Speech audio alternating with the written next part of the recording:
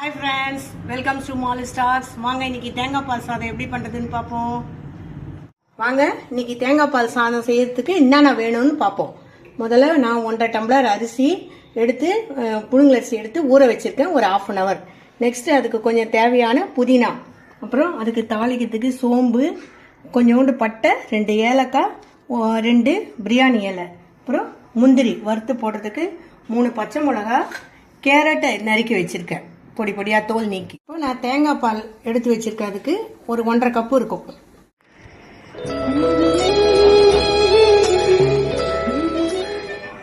First ஸ்டெப்பாக நான் அதுக்கு 3 ஸ்பூன் நெய் விட போகிறேன் தாளிக்கிறதுக்கு.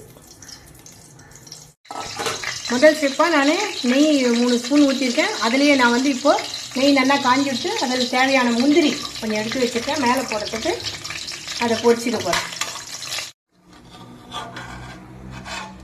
எல்லாத்தையும் போட்டு தாளிக்க போகிறேன்.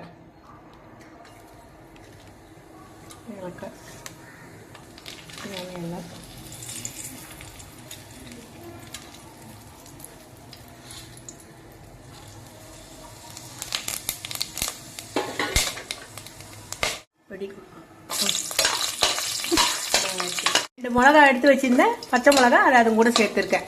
உங்களுக்கு காரம் வேணும்னா இன்னும் கூட 2 மிளகா சேர்த்துக்கலாம். நெக்ஸ்ட்டு அதுக்கு தேவையான புதினா, கேரட்,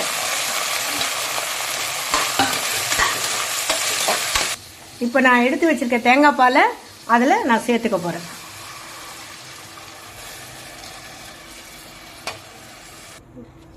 இப்போ நான் ஊற வச்ச அரிசியை அதில் சேர்த்துக்க போகிறேன். நான் அளந்து தான் வச்சுருக்கேன். அந்த தண்ணி அப்படியே நீங்கள் சேர்த்துக்கலாம்.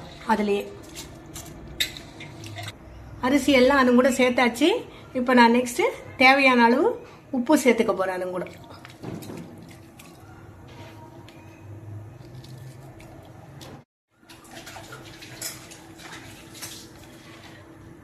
நல்லா தளதளன்னு கொச்சின்னு கொஞ்சம் பாதி தண்ணி இழுத்து நுடுத்து இப்போ நான் குக்கர் மூடி விசில் வைக்க போகிறேன்.